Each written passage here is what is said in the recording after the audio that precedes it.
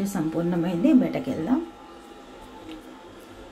ధూపం గిట అన్నీ వెలిగించిన తర్వాతనే చూపిస్తున్నాం మీకు.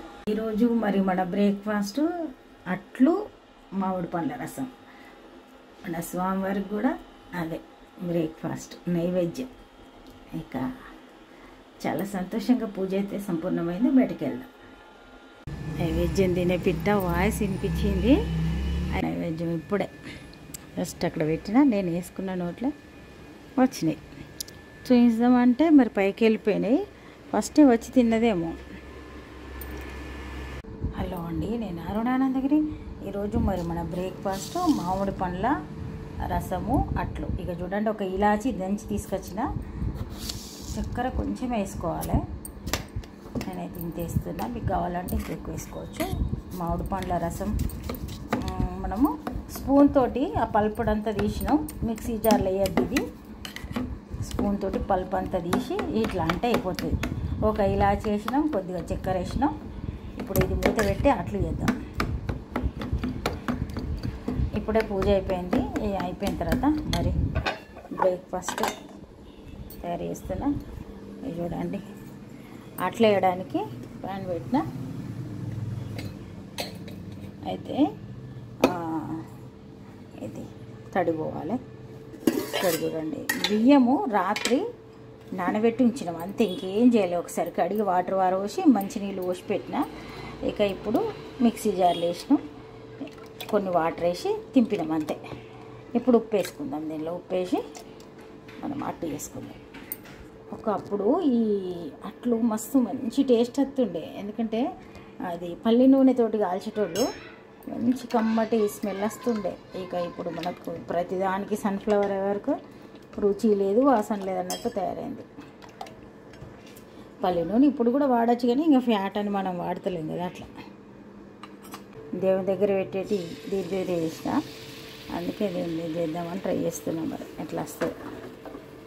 మన దగ్గర ఐరన్ ఉంది కాబట్టి ఐరన్ దాని మీద చేస్తాను నేను ఎక్కువ. మళ్ళీ దాని మీదనే వేస్తాను ఒకవేళ ఇది దీని మీద సరిగా రాకపోతే. అది మంచిగా వస్తుంది మనకు ఐరన్ది. మన అట్టు రెడీ అవుతుంది. అట్టు రెడీ అయింది. అయితే ఇది ఎర్రటి కలర్ రావడం అట్లా ఏముండదు, ఇట్లా తెల్లనే ఉంటుంది, కానీ ఉడుకుతుంది. అది స్టీమ్ మీదనే ఉడుకుతుంది కదా. ఒక రకంగా చూస్తే మనం కేరళ వాళ్ళు అప్పమో ఏమో అంటారు కదా, స్టీమ్ మీద ఉడికిస్తారు.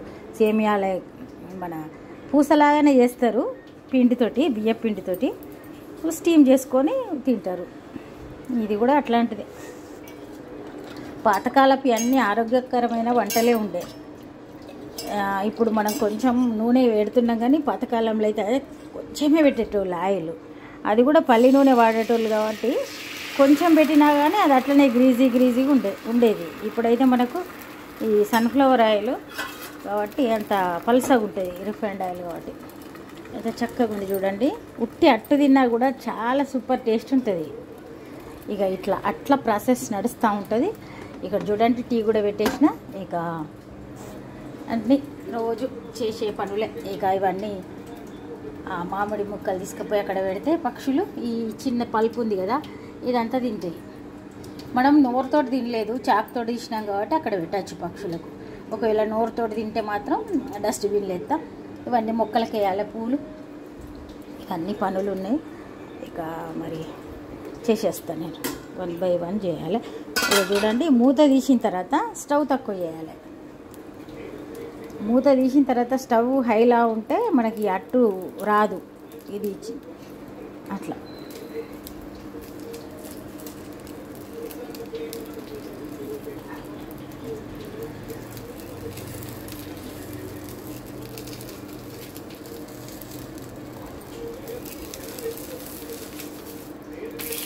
చూడండి వచ్చేసింది. కొందరికి కొంచెం కలర్ వచ్చేటట్టు కూడా కాల్చుకుని వస్తుంది.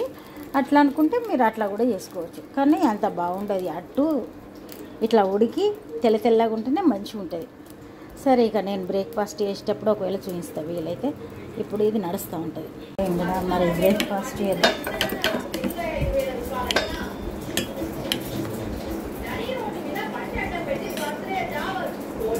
అయితే దీన్ని మిక్సీ జార్లో వేసి చేసుకోవద్దు. ఓన్లీ చాక్ తోటి ఇట్లా అనాలి, స్పూన్ తోటి బీట్ చేసినట్టు చేయాలి అంతే. ఇప్పుడు నేను బ్రేక్ఫాస్ట్ చేసేస్తా. మరి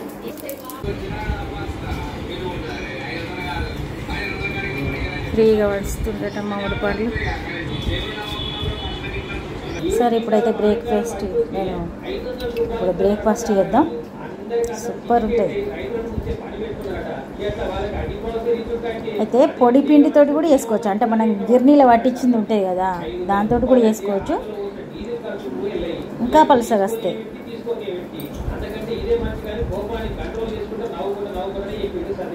సూపర్ ఉంది. కంప్లీట్ చేద్దాం. ఇక ఇప్పుడైతే బ్రేక్ఫాస్ట్ చేసి వెంటనే టీ తాగేది కాబట్టి టీ కూడా రెడీ చేస్తున్నా. ఇక స్వీట్ తిన్నా కానీ మళ్ళీ టీ తాగుడు తప్పది. అయితే ఈరోజు బ్రేక్ఫాస్ట్ అయితే ఇట్లా జరిగింది. మరి ఇప్పుడైతే టీ తాగుదాం. పగలు లంచ్ టైంలో కలుద్దాం మళ్ళీ. హలో అండి, నేను అరుణానందగిరి. ఇక ఈరోజు మరి మన వంట పప్పుచారు వేస్తున్నా. వెజిటేబుల్స్ అన్నీ వేసి పప్పుచారు వేస్తున్నా.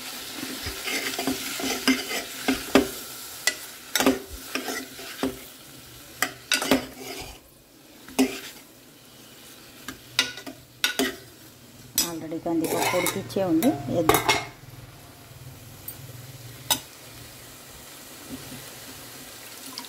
కొత్తిమీర, మెంతి, పుదీనా కూడా వేసుకోవచ్చు, కరివేపాకు.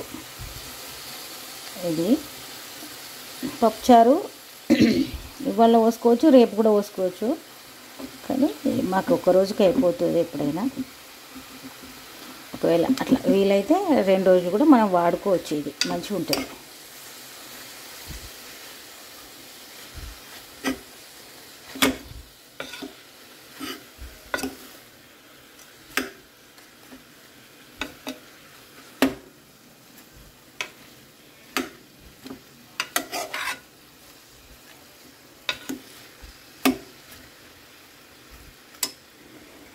పప్పు వేద్దాం. పప్పు వేసి ఇవంతా మగ్గే లోపల చింతపండు రసం తీసి ఇక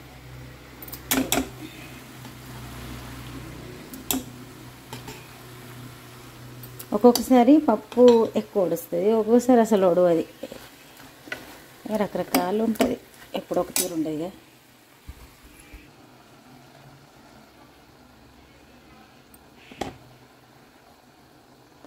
పచ్చిమిర్చి కూడా ఉన్నాయి కాబట్టి ఎక్కువ వేయాలి కారపొడి. చూడండి పప్పుచారు మసులుతుంది. అన్ని రకాల వెజిటేబుల్స్ ఉన్నాయి ఇలా.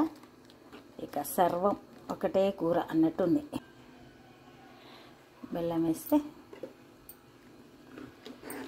మంచిగా ఉంటుంది, పులుపు ఉండకుండా భలే ఉంటుంది రుచి. అయితే చక్కెర వేస్తే ఏమవుతుంది, బెల్లానికి బదులని అనిపిస్తాయి.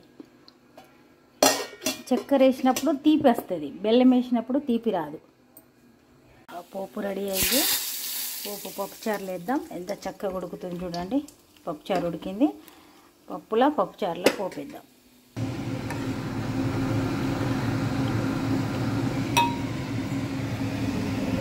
పప్పుచారు కూడా రెడీ అయిపోయింది.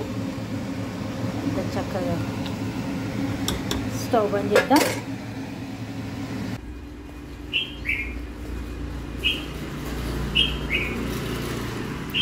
ఎంత అల్లరి చేస్తాను చూడండి.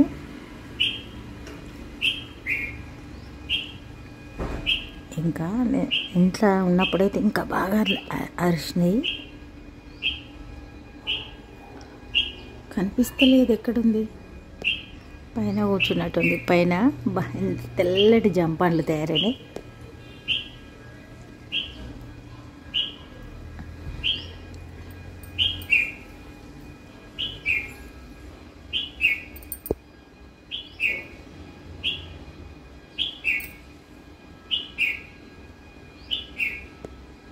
ఇక ఒక 10 minutesలో లంచ్ చేద్దాం. మరి ఈ వీడియో ఎక్కడితో చేద్దాం. రేపు ఒక మంచి వీడియోతో మళ్ళీ వెళ్దాం.